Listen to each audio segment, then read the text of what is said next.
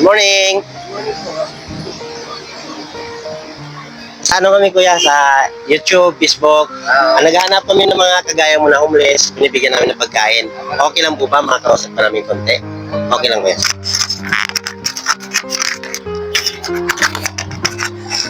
Kuya, ilang taon ka na rito?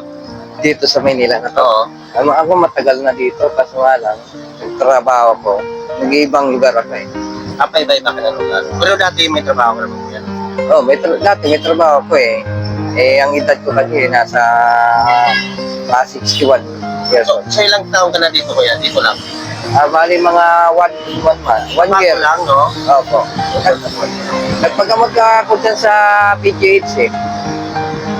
So, yung ginagawa kasi namin kuya, naghanap talaga kami ng mga kagaya ninyo. Opo. Yan yung ginagawa namin sa Facebook, Opo. sa YouTube. Okay lang po ba? Okay lang.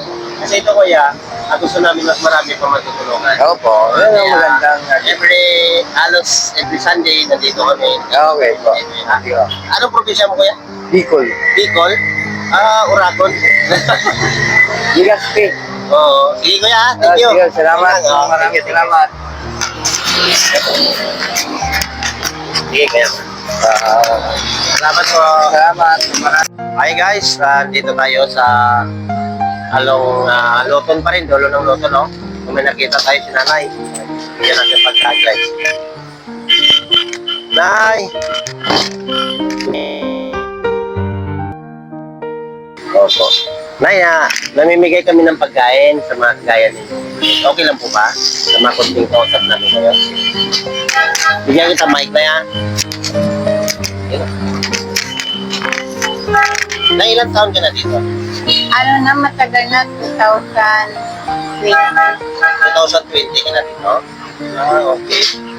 So 20, di 5 years na. Pero saan talaga probinsya dito? Mother ko Kapampangan, father ko Pangasinan. Pangasinan. So wala ka ng balak mo eh. Or...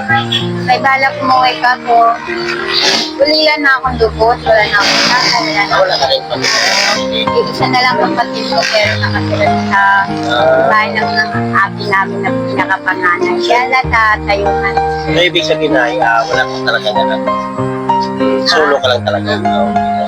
So ito na lang talaga ganap. Ito lang, ano po, ito lang para makakain lang. Susi na yata. Kumain ka na ba? Dito. Hindi ka pa kumain? Almusal? Hindi pa. Ito nga naman, nawamaligas ako ngayon. Kawawa ka naman na eh. Actually, ito talaga yung pag ginagawa ano naman, natin. sumasama ako sa mga yanwan, sa mga PD. Oo. Nagkaroon ako ng kaibigan dito sa Kaisina. Doon na lang Itong ako. ginagawa kasi namin ay para kahit pa paano, maibsan yung kahit ngayong araw man lang, kahit gaya nga na natin nyo, hindi pa kayo nag-almusal. So sana ipag-pray mo na mas marami na kayo matulungan ha. Sabi na Siyempre naman ako. Opo. Siyempre katulad kung wala akong hanap buhay. Ito lang kita. Nay, kung may babalik yung previous mo na sa feeling mo naging mali na desisyon mo sa buhay, kaya ka naging ganito, anong mapagpulutan ng aral natin sa iyo? Ang aral nila lang sa akin, Yung matulungan. pinanghinayangan mo na hindi mo nagawa. Ay, ang inayak ko kasi wala na akong hanap. Tulad hindi na ako makapagtrabaho kasi ganda na. Kaya ang pagis ko, dati ako nagkana buhay. Bata-bata ka ako. Ilang taong ka na ngayon ay? Five. So, gano'n na lang gawin natin, no? Siguro naman na kahit mahirap na tayo, hindi lang importante yung puso natin, no? Kasi lahat naman tayo dadaan sa mundo to eh. Wala naman magbabato sa atin. So, natural lang sa atin ang magkakamali, pero ang hindi natural, yung hindi tayo marunong magpatawad at hindi tayo marunong magbago. Ano na, no? So, salamat na ya. God bless po. Maraming salamat. Ibigyan ka na yung pagkain na. Hindi ka daw Opo na yun, para mamaya po na muna yan. Sige po. Okay. Yes.